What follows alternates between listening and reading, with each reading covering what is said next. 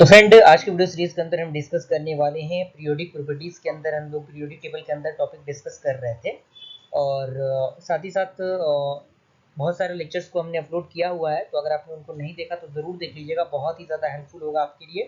तो electron affinity हम discuss करने वाले हैं। ये बेसिकली होता क्या है, इसके बारे में हम लोग बात करने वाले हैं कि आखिर क्या होता है, किस तरीके से ये वर्क करता है। ओके, तो कह रहा है कि it is the amount of energy released when an electron is added to the valence shell of the neutral isolated gases atoms। यानी ये अमाउंट ऑफ एनर्जी होता है जो कि बेसिकली क्या होता है, ऐड होता है। जब इलेक्ट्रॉन ऐड होता है बैलेंस सेल में तो उस कंडीशन में ये क्या होता है, यूज किया जाता है। और यहाँ पे आप देखिए, जैसे इलेक्ट्रॉन आपका यहाँ पे है तो एनर्जी रिलीज हो रहा है, यहाँ से इलेक्ट्रॉन आ रहा है, एनर्जी रिलीज हो रहा है, तो इलेक्ट्रॉन एफिनिटी यहाँ से हो रहा है। अगर हम सक्सेसिव इलेक्ट्रॉन एफिनिटी की बात करें तो ए आपका दिया हुआ गैस है प्लस इलेक्ट्रॉन, तो यहाँ पे क्या होगा, ए माइनस होगा प्लस ई ए वन होगा and positive, that means generally. Okay, और यहाँ पे ए माइनस है प्लस इलेक्ट्रॉन, तो यहाँ पे क्या है, ए टू माइनस होगा ऊपर और प्लस ई ए टू जो कि निगेटिव वैल्यू देगा, ऑलवेज हमेशा निगेटिव वैल्यू देगा। इसी तरीके से ये क्या होगा, ये भी निगेटिव वैल्यू देगा।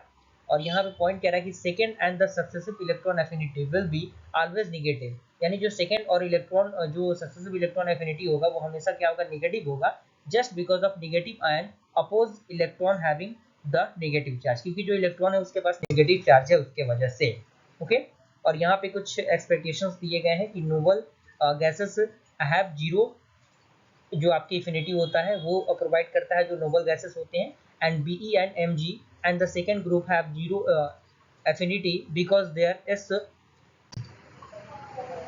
और यहाँ पे कुछ फैक्टर्स हैं जो कि इलेक्ट्रॉन एफिनिटी के अंदर जो होते हैं वो डिपेंड करते हैं। जैसे एटॉम साइज दिया गया है तो इंक्रीज होगा, तो ये आपका क्या होगा, घटेगा, यानी ये इनवर्सली प्रोपोर्शनल होता है 1 अपॉन एटॉम साइज।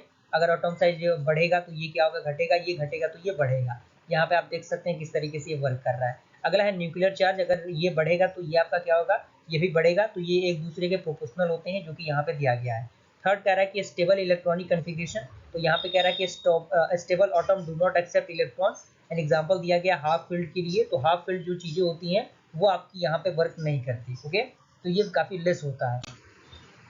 उसके बाद आपका आता है जो ग्रुप 17 होता है जो इलेक्ट्रॉन एफिनिटी, तो उसका ऑर्डर हम बात करें फ्लोरीन तो डॉट होता है, यहाँ पे क्लोरीन के लिए प्लस, यहाँ पे या जो आपका ब्रॉन होता है उसके लिए ये यूज होता है, आई के लिए ये आपका यूज होता है। तो इस तरीके से कुछ और भी फंडामेंटल्स हैं, कुछ एक्सपेक्टेड ऑर्डर्स हैं, इन ऑर्डर्स का ध्यान में रखना आपके लिए बेहद ज़रूरी है। और कोई बहुत बड़ी इसके अंदर प्रॉब्लम नहीं होगी आपको। सारी चीज़ें यहाँ पे आपको दिख रही होंगी, सारी चीज़ों को आप लिखने की कोशिश कीजिएगा, नोट्स को बनाने की कोशिश कीजिएगा। और यहाँ पे सारी चीज़ें दी गई हैं। यहाँ पे कुछ इलेक्ट्रॉन एफिनिटी दिया गया है, tendency to accept the electron is electron affinity, और यहाँ पे एफ और क्लोरीन के बारे में बताया गया किस तरीके से ये वर्क करता है। अगर वीडियो पसंद है लाइक जरूर कीजिएगा, मिलते हैं ऐसे वीडियो से, तब तक थैंक यू।